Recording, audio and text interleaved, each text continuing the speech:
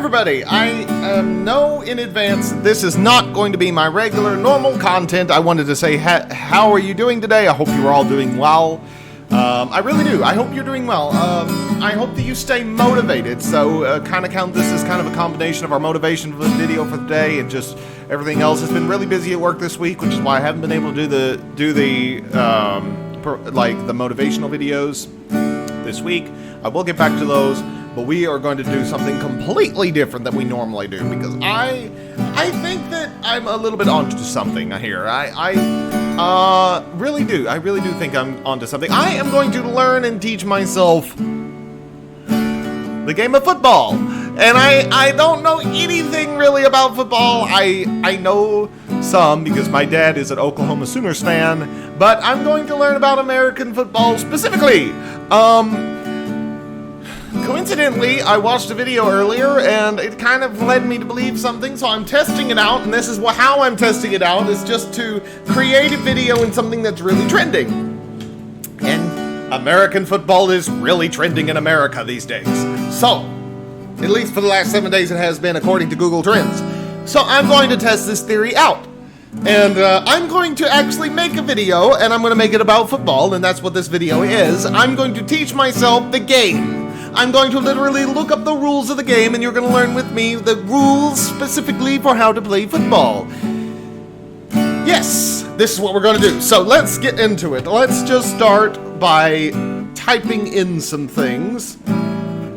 Let's see what we can find here. Let me pull up something and we'll see. American football wiki. There we go. Okay, now let me go back to my OBS studio and pull up.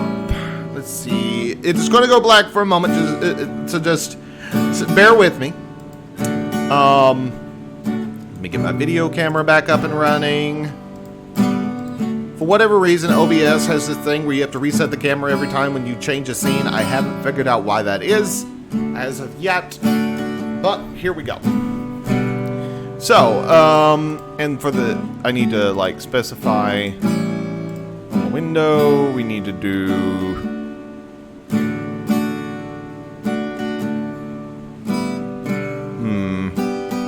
can I not?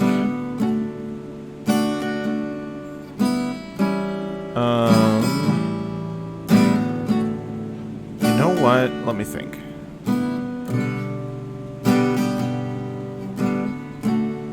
I have Excel. Oh, because I have Excel open. I have Command Center open. Music calculator. Easy mail. Simple help. No, I don't need it. Okay, let me try this. Let me do this. I would like to share my screen with y'all right quick. So just bear with me for a moment. Properties.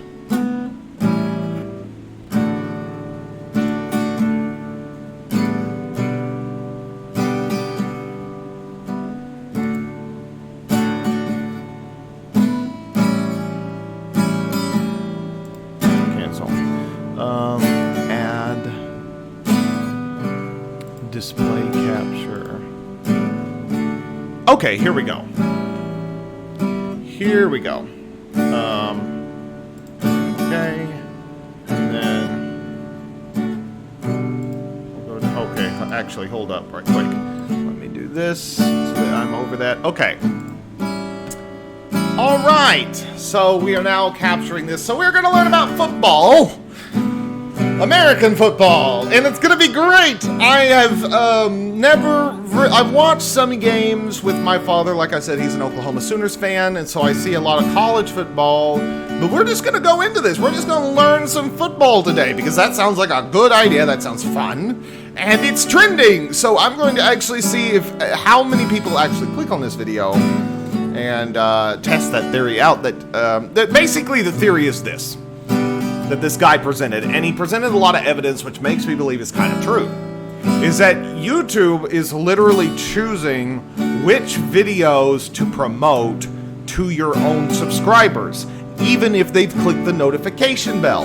And so my theory is that a lot of the videos on my channel, a lot of my subscribers, I have 90 subscribers at the moment, a lot of my subscribers haven't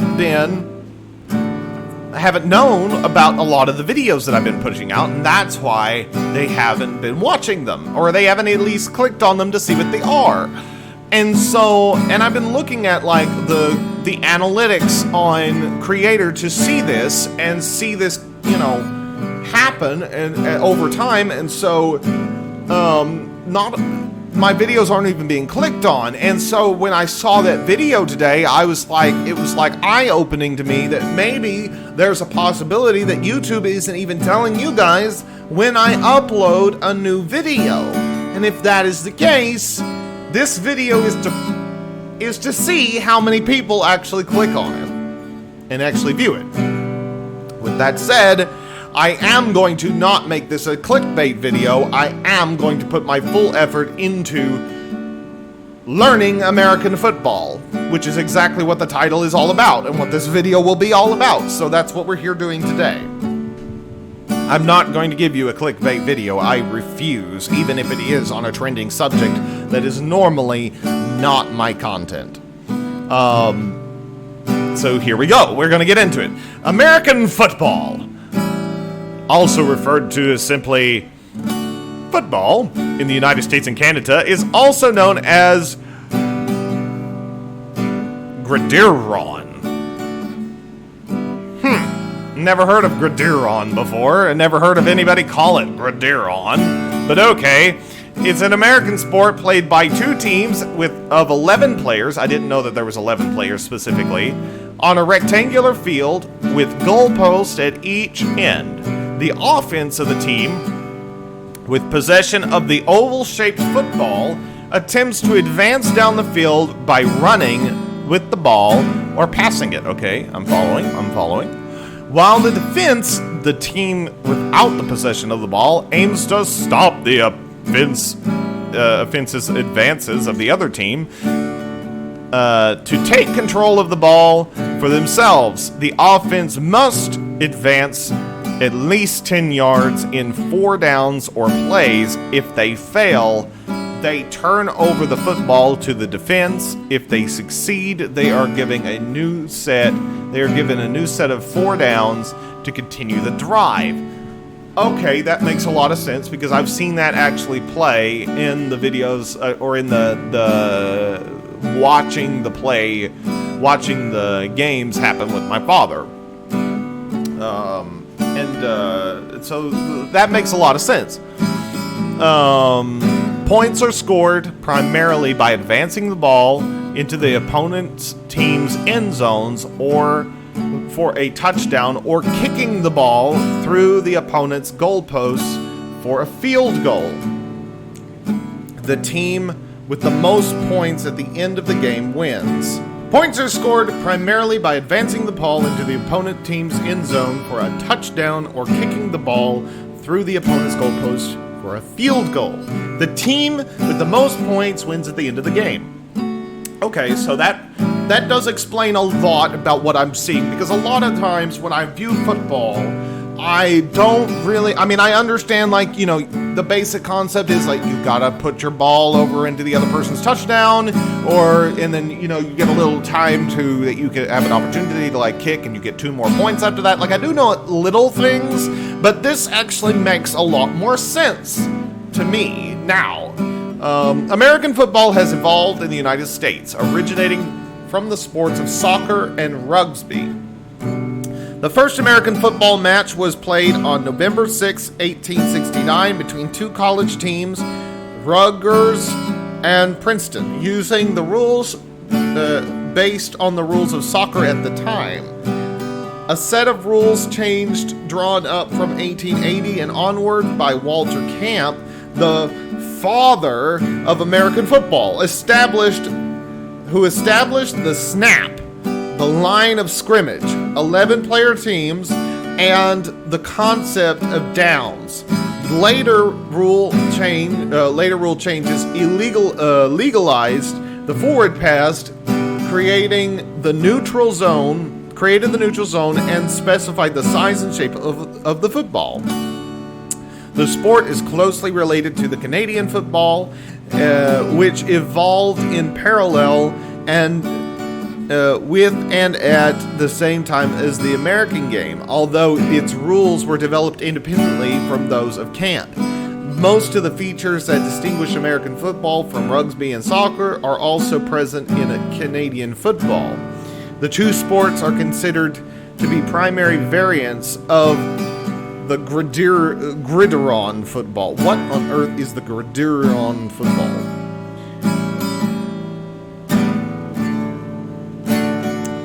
I've never once heard anybody that I know of call it a gridiron. Yeah, we're gonna go watch some gridiron today. We gotta watch the gridiron game, guys. It's playing this Saturday. Like, if you walked up to the average person, they're not gonna know what a gridiron is. Who came up with this term? Like, maybe it was popular back in the 1800s or something. Maybe there was somebody's last name who thought of the concept of putting, what were the two sports again? Rugby and soccer together to make one sport, and they called it gridiron based on the guy's last name. I don't know where that word came from, but I know that that's nobody hardly ever calls it gridiron anymore. That sounds like something out of like a Tolkien fantasy novel. But anyway, so it's called gridiron, guys. American football is the most popular sport in the United States in terms of broadcast viewership audience. The most popular forms of the game are professional and college football, the other major levels being in high school and youth football. As of 2012, nearly 1.1 million high school athletes and 70,000 college athletes played the sport in the United States annually. The National Football League, the most popular American professional sports league, football league, has the highest average attendance of any sports league in the world. Its championship game, the Super Bowl, ranks among the most watched club sporting events in the world. The league has annual revenue of around $15 billion. That's a lot of money. Making it the most valuable sports league in the world. Other professional leagues exist worldwide, but the sport does not have the international popularity of other sports, American sports, like baseball or basketball. Wow.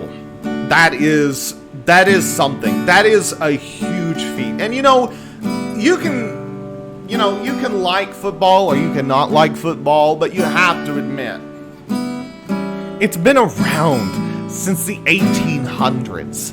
Like, the sport is just something that it's just popular, and a lot of people enjoy going and watching it. And man, I mean, I've been to like a college football game before with my family. I didn't really know much was going on, except when my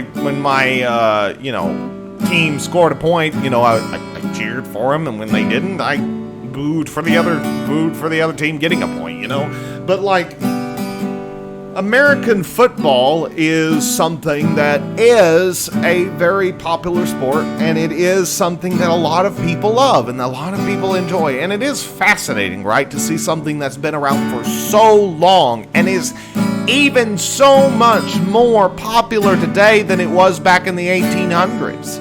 I mean, some of these kids coming out of high school and going into professional football, or even just college football, are making more money than I'll ever make in IT.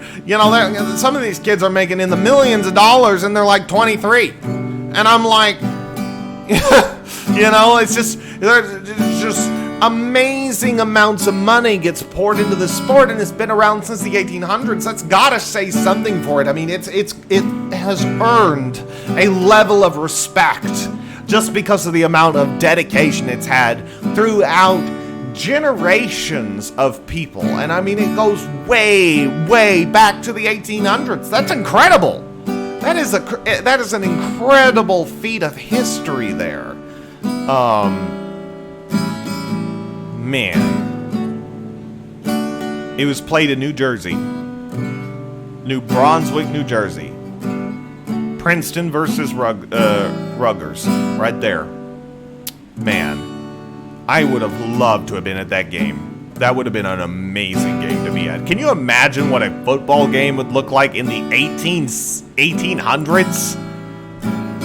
Well, I'm drinking my tea today in the governorship as we are watching these high school students, or these college students. I think that's actually two college names. These college students, as they are passing this bowl around and they are throwing it. I'm not entirely sure what I'm doing here, but I am drinking my tea and looking very proper as I view this display of good boy athleticism. You know, that's just what I imagine them sounding like in the 1800s as they're watching football, you know? Oh, man. But it is a sport, you know, it is a sport that does teach a lot of valuable life skills, right? Like, it teaches dedication, first of all. It promotes being healthy, because you have to work out in order to do a lot of these things that a lot of these high school kids and a lot of these college-age kids have to do. You know, and especially when you get into, like, pro football, there's a lot of things that have to happen, and goes into that, and so, you know, you have a lot of there's a lot of benefits from being in sports.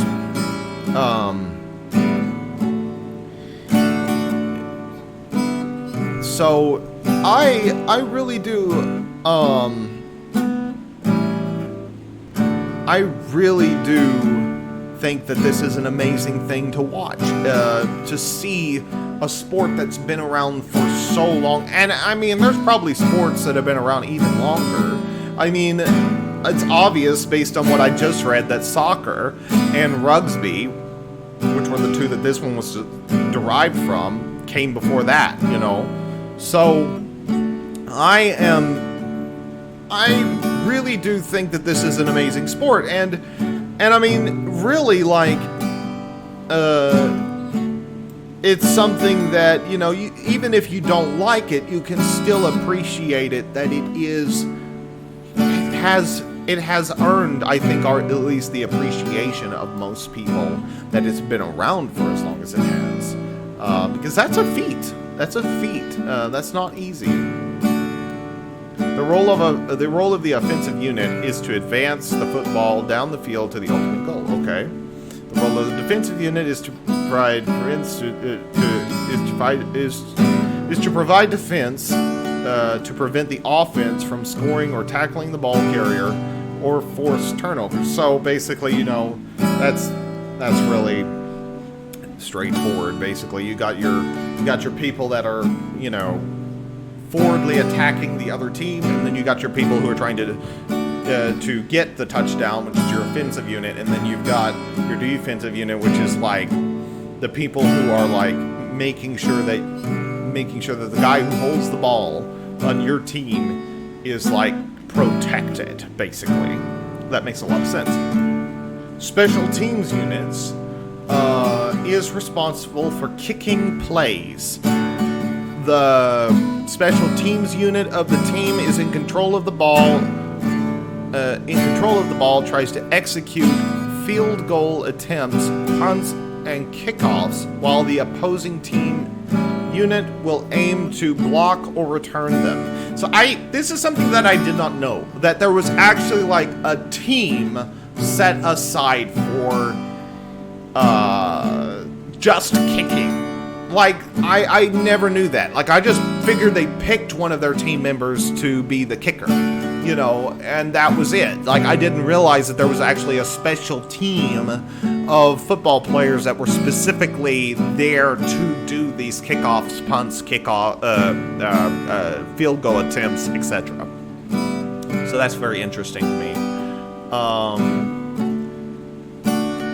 Okay, so let's look at scoring. How do you score in football? The winner is the team that has scored more points at the end of the game. There are multiple ways to score in a football game. The touchdown, or 6 points, is the most valuable score play in American football. A touchdown is scored when a live ball is advanced into, caught in, or recovered by the opposing team's end zone. The scoring team then attempts to try or conversion, more commonly known as a points after touchdown, PAT, which is a single scoring opportunity. A PAT is most commonly attempted from the 2 or 3 yard line, attempting a level of play. If a PAT is scored by placing it by a place kick or drop kick through the field goal posts, it is worth 1 point, typically called an extra point. If it is scored by what would normally be a touchdown, or it is worth 2 points, typically called the 2-point conversion. In general, the extra point is most always successful, while 2-point conversion is a much riskier play with a higher probability of failure. Accordingly, extra point attempts are far more common than 2-point conversion attempts. A field goal, FG, worth 3 points, is scored when the ball is placed or kicked or dropped through the uprights and over the crossbars of the defensive goalposts. After a PAT attempt or successful field goal, the scoring team must kick the ball off to the other team. A safety is scored when the ball carrier is tackled in his own end zone. Safeties are worth 2 points, which are awarded to the defense. In addition, the team that conceded the safety must kick the ball to the team via a free kick.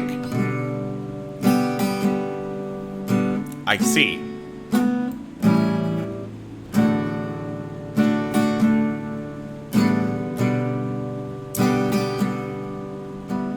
That makes a lot of sense. Football games are played on a rectangular field that measures 120 yards. Lines marked along the ends and sides of the field are known as end lines and sidelines. The goal lines are marked 10 yards inward from each line. I see. Weighted pylons are placed on the side of the intersections of the goalposts with the goal lines and end lines. White markings on the field identify the distance from the end zones. Inbound lines, harsh marks, or short parallel lines that mark off 1 yard increments. Oh, no. Which can run the width of the field. Yard line, which can run with the width of the field, are marked at 5 yards. 1 yard lines are placed at the end of the field. This line is marked at the center of 2 yard lines in professional play and 3 yard lines in college play. Numerals that display the distance from the closest yard line on both sides of the field at every 10 yards. So that was another thing that I didn't know and I wasn't aware of, is that there's different sets of instructions for how to set up the field based on if it's college football or if it's professional football. That's very interesting to me. But I can see that makes a lot of sense, because in professional football, there's different things at stake, and so it makes sense for it to be harder, and therefore there to be more constricted rules in professional versus college, because that's the next level up. It's the next game up from the normal college football. Football games last a total of 60 minutes in professional, and college play are divided up into 2 halves of 30 minutes and 4 quarters 15 minutes. That makes sense. High school college games are 48 minutes in length with 2 halves divided by 24 minutes, in 4 quarters. So it's like each time that you go up a level, sorry, my cat was underneath there. Each time you go up a level of play, depending on if you're in college or a professional or high school, you have different like lengths of time that the game will last, and that makes a lot of sense. And it's really good for the players too, because in high school, a 48-minute game may be challenging to them, but when they get into college, that might be easy for them. And so when they get into, then it's 60 minutes, or like it's different, 2 halves of 30 minutes might be more. It's like the next level up, and then you got 60 minutes total, where it just is ongoing for professionals. So that's really cool too, and something that I didn't know and wasn't really aware of. The time difference between them. There are 2 main ways the offense can pass and advance the ball: running and passing. In a typical play, the center passes the ball backwards between their legs to the quarterback in a process known as the snap. The quarterback then hands the ball off to the running back, throws the football, or runs with it. The play ends when the player with the ball is tackled or goes down out of bounds or hits the ground without the player having caught it. A forward pass can be legally attempted if the passer is behind the line of scrimmage. Only 1 forward pass can be attempted per down. As in rugby, players can also pass the ball backwards at any point during the play. In NFL, a down is also ends immediately if the runner's helmet comes off. The offense is given a series of 4 plays known as downs. If the offense advances 10 or more yards in the downs, they are awarded a new set of 4 downs. If they fail to advance 10 yards, possession of the football is turned over to the defense. In most situations, if the offense reaches their 4th down, they will punt to the other team, which forces them to begin their drive from farther down the field. If they are in the field goal range, they might attempt to score a field goal instead. A group of officials, the chain crew, keeps track of both the downs and the distance measurements. On vision, a yellow line is electronically superimposed on the field to show the first down to the viewing audience. That was a lot. I think that was basically like a whole bunch of jargon to say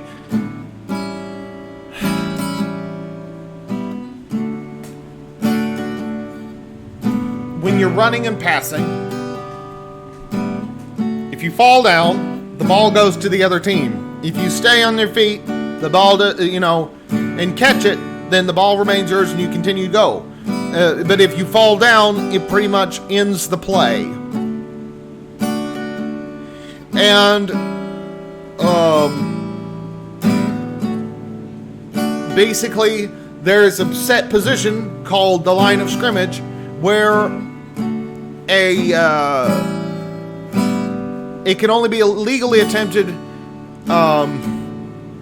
to do a forward pass from that location called the line of scrimmage. Not entirely sure exactly what the line of scrimmage is. In fact, let me just look up a definition of it. What in earth is the line of scrimmage exactly? Because I feel like that's important.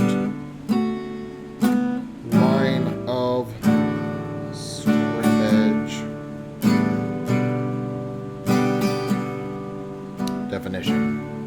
The imaginary line separating the teams at the beginning of a play. The imaginary line. Okay. So you make up a line, and then you legally pass it from that imaginary line between you and the other team. and then you throw the football from that line that you literally, imaginarily make up. Makes sense. Okay, moving on. Kicking. There are 2 categories of kicks in football. Scrimmage kicks, which can be executed by the offensive team on any down from behind or on the line of scrimmage. That invisible line that we all know of. And free kicks. Free kicks are the kickoff, which starts on the first and the third quarters of the overtime and follows a try attempt or a successful field goal attempt. So I think that the free kick is like at the beginning of the game when they do the whole coin flip. They choose the team member and then they do that first like kickoff. I think that's what they're referring to as the free kick here.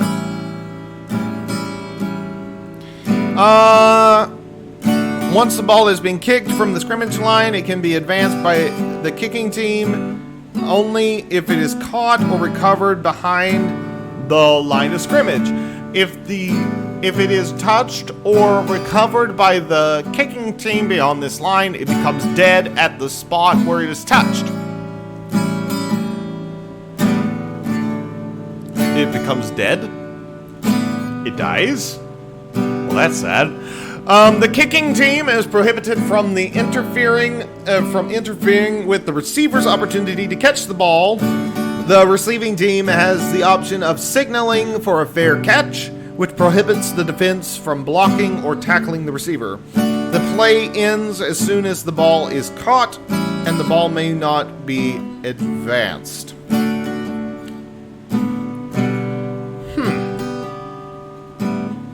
So basically, if you kick the ball and it gets caught, the play advances. If you kick the ball and you don't catch it and it falls to the ground, the ball's dead. Long live the ball, rest in peace to the ball. It's dead. That's basically what I think I just read. I think. Which is interesting. It's very fascinating that all these rules exist, but it's taken over 200 years, since the 1800s, to come up with all these rules. And a lot of people and a lot of creative minds came behind this game to create this game, and it's really cool. It is really cool. I do enjoy watching it with my father, because he gets really animated and gets into it. And I like watching it, I think it's a fun, fascinating game, for sure. It really is. I look forward to, and I do look forward to watching a game from time to time, or seeing moments of football where people make a really unique pass to another person or something like that. I think it's really cool. Like I said, there's just a lot of things that you can, even if you don't like the sport or like watching the sport, you can still respect the sport because it has been around for a long time. And there are a lot of people who do take it really seriously and do a lot of amazing things in football. There's a lot of people who have a lot of records that if you looked at it, it's incredible some of the things that people have done in football. And that, it's really cool to see a sport that's lived for so long and is still even so much popular today than it was when it was first invented in the 1800s. I think that's brilliant. I think that's fantastic. And I think it's going to continue. I think this is going to be one of those sports that just lives on and on and on and on, because and in fact, I think it's going to live on and continue to grow in popularity. I don't see football dying out. I see it evolving into even bigger and better. And that's really cool to see. It is really cool to see. Okay, fouls and offensives. Let's learn about this. Officials. Let's learn about this. Officials are responsible for enforcing the game rules and monitoring the clock. All officials carry a whistle and wear a black and white striped shirt and black hats for the referee. And black hats for the referee, whose hat is white, except for the referee, whose hat is white. Okay, so that's interesting to note. I've never once, I've always assumed that every one of those guys were referees, but it's really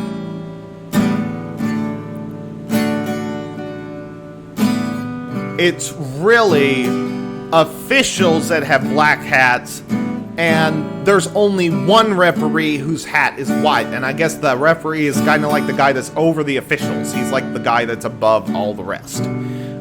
Each carries a weighted yellow flag that is thrown to the ground to signal that a foul has been called. An official who spots the multiple fouls will throw their hats as a secondary signal.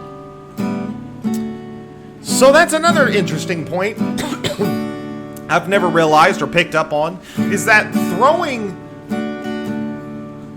their hat in the game is actually not something that they just do for the sake of throwing their hat. I just assumed that, but apparently it's actually in the rules that they're supposed to throw their hat up in the air. Okay, so that's cool, but I mean, I didn't know that, but that's really interesting to me, that is the way that is.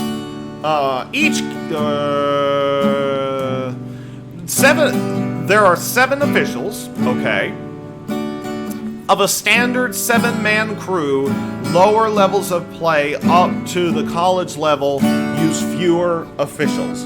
On the field are each tasked with a different set of responsibilities. So again, depending on which type of football you're playing, there are different numbers of officials even, and which is really interesting. So let's learn about them. What do we got? We got the referee. He is positioned behind or to the sides of the offensive. The referee is charged with oversight and control of the game, as well as being the authority on score, the down number, and any rule interpretations of discussion among the other officials. He's basically over everything. The umpire is positioned in the defensive backfield, except in the NFL, where the umpire is positioned lateral to the referee on the opposite side of the formation. I would have to see it to know what they're talking about on that one. I think basically what they're saying is, he's opposite of where I'm standing on the other side of the formation of the players. The umpire watches the play along the lines of scrimmage to make sure that no more than 11 offensive players are on the field before the snap, and that no offensive linemen are legally downfield on pass plays. The umpire monitors contact between the offensive and defensive linemen and calls the most of the holding penalties. So basically, like this guy, so you got the referee who's basically like, I am the ultimate decision maker on any discussions or anything that could be one way or the other. The umpire is the guy that's like analyzing where are these people's feet, how many people are on the field at a time on both sides, and he has to keep track of all that information, which makes his job extremely important to the game. The back judge, I've never heard of the back judge position before. The back judge is positioned in the deep in the defensive backfield behind the umpire. The back judge ensures the defensive has no more than 11 players on the field and determines whether the catches are legal or whether the field goal or extra point attempts are good, and whether a pass interference violation has occurred. The back judge is also responsible for the play clock, the time between each play, and when a visible clock is not used. Okay, so basically, like, we've got one guy who's the umpire, and he's looking at the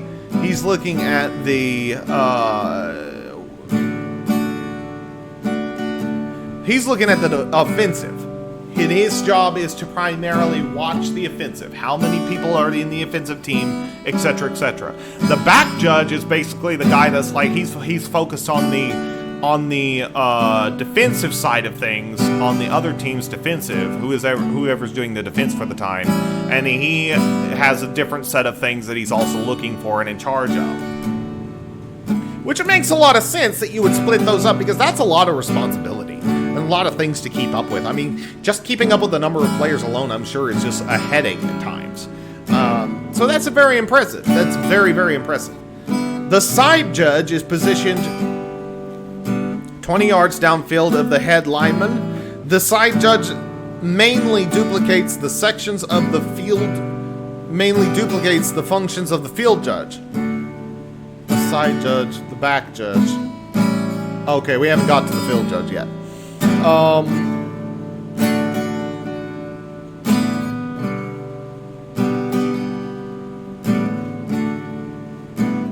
Back judge, side judge. Okay, on field goals or extra point attempts, the side judge is positioned lateral to the umpire. The line judge is positioned on the end of the line of scrimmage, opposite of the head lineman. They advise player substitutions. They supervise player substitutions, the line of scrimmage during punts, and game timing. The line judge notifies the referee when time has expired at the end of a quarter and notifies the head coach of the home team when 5 minutes remain or for halftime. In the NFL, the line judge also alerts the referee when 2 minutes remain in the halftime. If the clock malfunctions or becomes inoperable, the line judge becomes the official timekeeper. So that's interesting. That's another thing that I didn't know about. What happens when the clock does malfunction or becomes inoperable? Because I'm sure that's happened from time to time, over 200 years especially.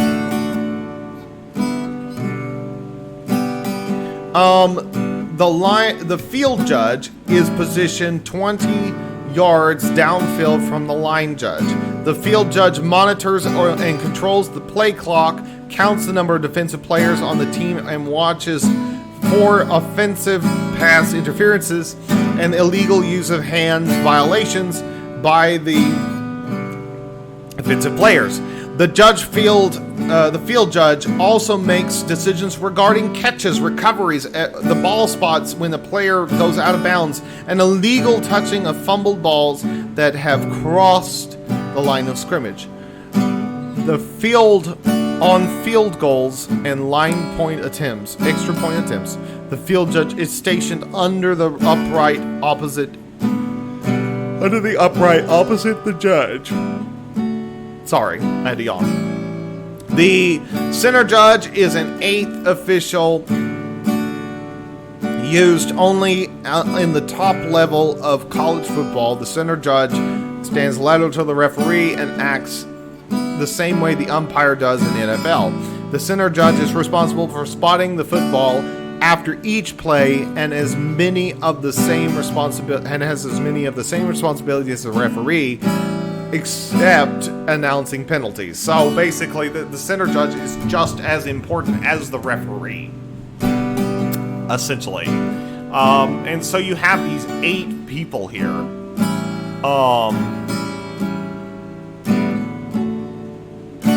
These 7 people, excuse me. These 7 people here that all have each different jobs, and they're very, very important. They're even more important probably than the players themselves, because they have to keep track of what the players are doing. They have to keep track of everything from when to call penalties and when to not. And I'm sure that's, a lot of things that people get upset over is the officials, but the officials have the most stress, especially in a major game, because they have to literally make the decisions which determine the outcome of the game when things are unclear as to who scored which point. So that's very interesting to me. Very, very interesting to learn all of that. I had no idea that each one of them had a different function, a different name, and all of that. That's really cool. But it makes total sense. I just thought that they were all referees, and I was wrong. There's only one referee. There's 7 other officials, and each one of those have a different name. Okay, lastly, to learn about football, let's talk about some safety and brain health and just see what happens in that and how it relates to football. Football is a full contact sport, and injuries are relatively common. I can imagine that. I do hear about a lot of football players who really do hurt themselves in pretty majorly serious ways, and a lot of times, sometimes it's not just the players, right? It's that people. There's an ant on my thing. I'm sorry. Is that people intentionally hurt them, and other players intentionally hurt people in football, and you do hear those stories from time to time as well. So I can imagine that there is quite a bit of sports that, and especially football, that injuries can be common. Most injuries occur during the training sessions, particularly the ones that involve contact between players. To prevent injuries, players are required to wear a set of equipment. At the minimum, players wear a football helmet and a set of shoulder pads, but individual leagues may require additional padding, such as thigh pads and guards, knee pads, chest protectors, and mouth guards. Most injuries occur in the lower extremities, particularly in the knee, but a significant number also affect upper extremities. So basically, the difference between your lower body and your upper body. The common types of injuries are sprains, bruises, fractures, dislocations, and concussions, all of which do not sound fun at all.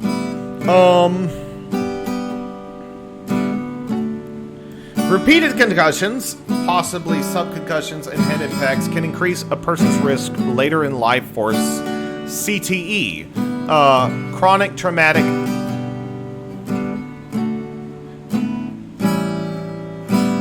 encephalopathy, and mental health issues such as dementia, Parkinson's disease, and depression.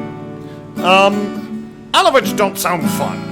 Concussions are often caused by helmet-to-helmet or upper body contact between opposing players, though helmets have prevented more serious injuries such as skull fractures. Various programs are aiming to reduce concussions by reducing the frequency of helmet-to-helmet hits.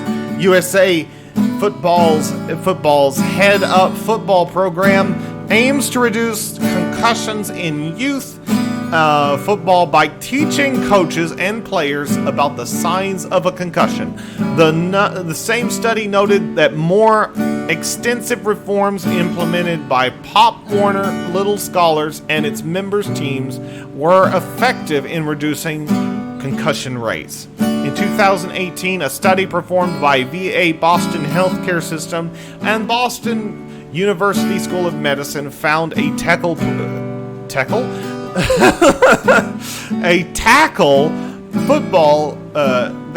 football before age 12 was correlated with earlier onset symptoms of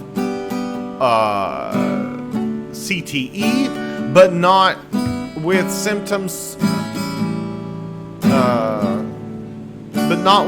severity. More specifically, each year a player played tackle football under the age of 12 predicted earlier onset of cognitive, behavioral, and mood problems by an average of 2.5 years. Wow, that is that is actually a very big average. Wow. So the moral of that story is be safe. Be safe in football. Be safe in college football. And all types of football. Be safe in all sports. If you are doing anything athletic, be safe about it. And don't be stupid. Try to, stick to the protocols. There are a reason why these rules are in place. These protective rules are in place so that you don't get hurt and that you're not hurting other people. And so be careful when you're playing. But overall, in conclusion to all of this, you can go ahead and read the rest of the article if you want to. It's found on Wiki. I won't go into the rest of it, but that taught me a lot about football. And I really enjoyed that. That was really cool. Football is, like I said, I went on to Google Trends. And American football is literally like one of the most trending things in America right now. So I wanted to make a video about this and just see what happens, how many people click on this video. But I didn't want to give you something that was clickbaity, because I'm not about that. On my channel, I do a lot of song covers, I do a lot of video games, I do a lot of other content. I do motivational videos where I read some scripture and I talk about it, and I talk about things going on in my life. There's a lot of things that I do on my channel. This is the first time I've ever done anything football related on my channel, but I did it because one, it's trending, and two, I really did want to learn about the sport, and so I wanted to make sure that I gave you a video that wasn't clickbait, but actually is about the topic matter of American football. And since I don't know anything about American football, I figured what best way to do an American football video for me would be just to learn about it through the wiki page, and the wiki page taught me quite a bit. I am going to start calling it Gridiron, since that's another word for it. And it's apparently known for that in some part of the world. Beats me where at. But I am going to... I hope you have enjoyed this video. I hope you have enjoyed this content. If you have, remember to like, subscribe, and stay tuned for more content. And I hope to see you all in the next video. You've all been awesome, and I hope you have very much enjoyed this video today. I will talk to you later. This has been Caleb Gammons, signing out.